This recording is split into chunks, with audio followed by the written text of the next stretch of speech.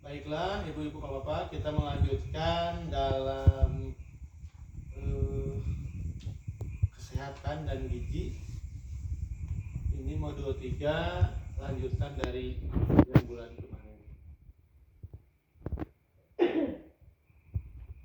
Pada sesi kali ini, sesi 8, pentingnya gizi dan layanan kesehatan ibu hamil. Nah, gimana?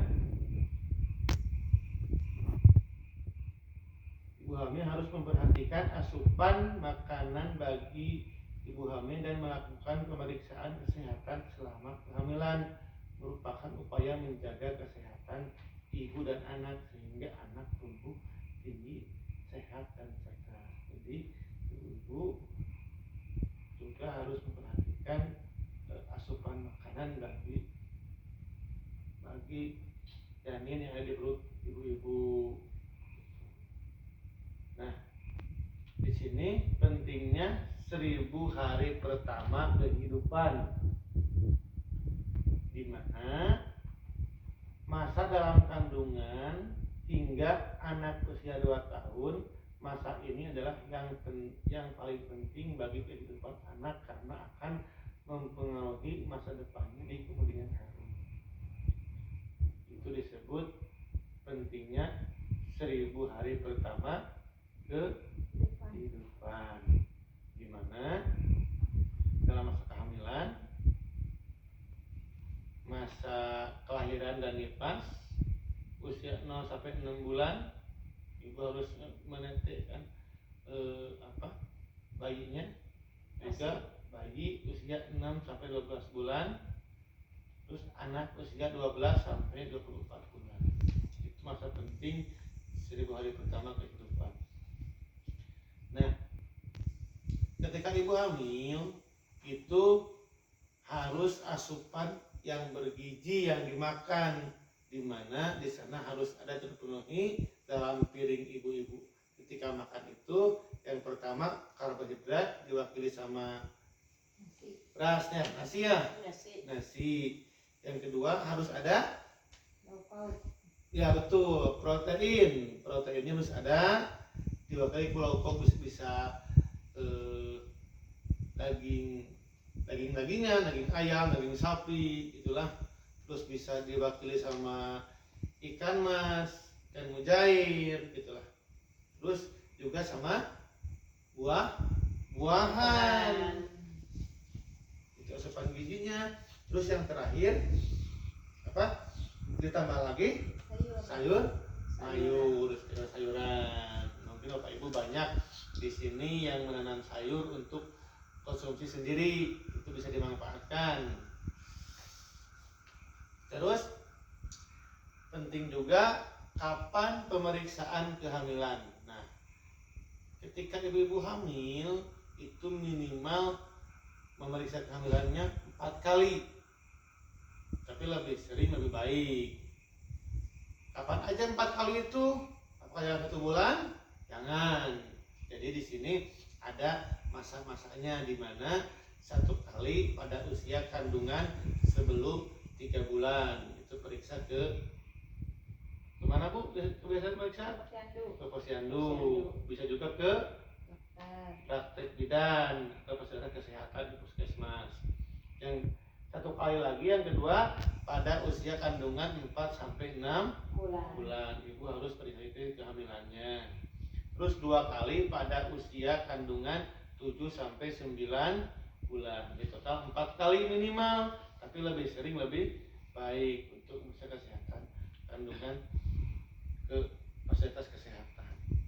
Terus di sini ada layanan kesehatan ibu hamil. Nah, di mana di sini ketika ibu datang ke fasilitas kesehatan itu harus dipastikan ibu mendapat 10 layanan pemeriksaan kehamilan.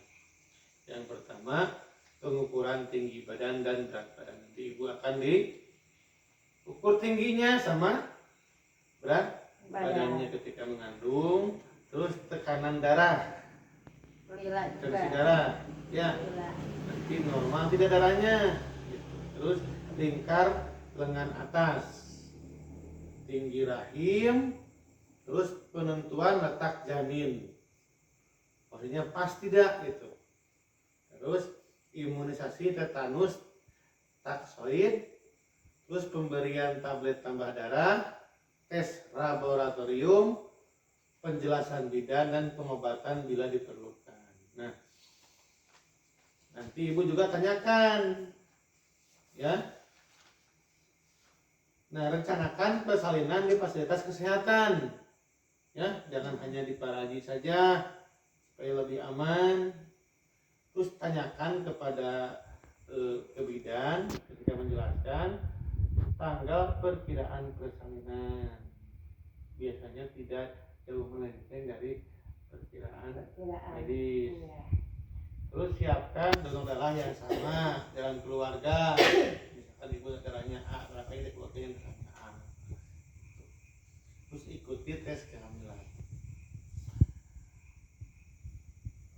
Lanjut Bu, masih semangat?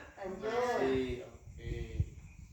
Pemeriksaan kesehatan setelah melahirkan nih, penting nih.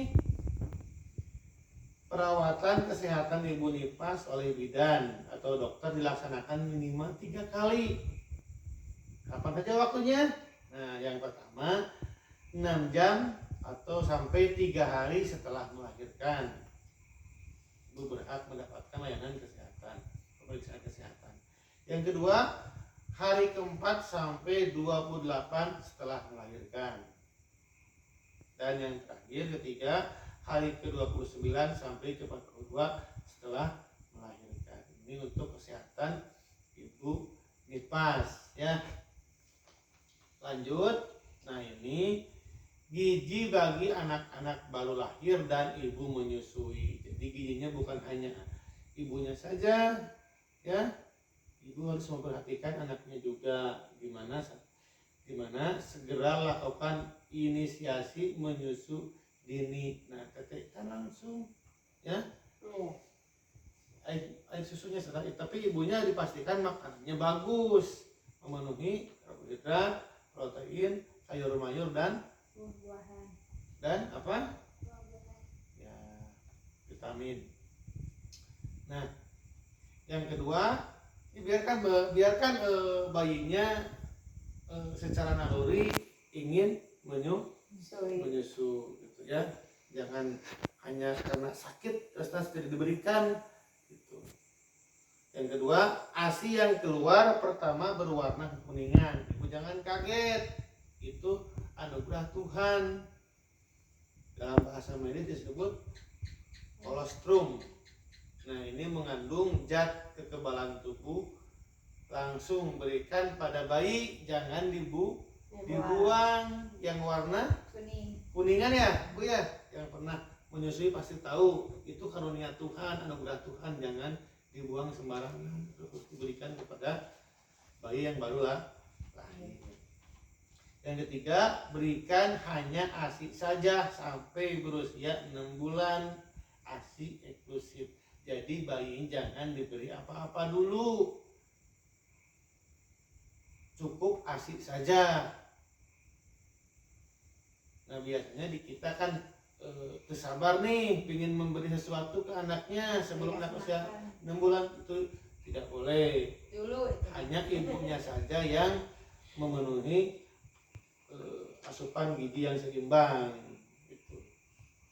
Terus yang keempat, ibu menyusui makan makanan yang beraneka ragam yang mengandung karbohidrat, protein hewani, protein nabati, sayur dan buah-buahan supaya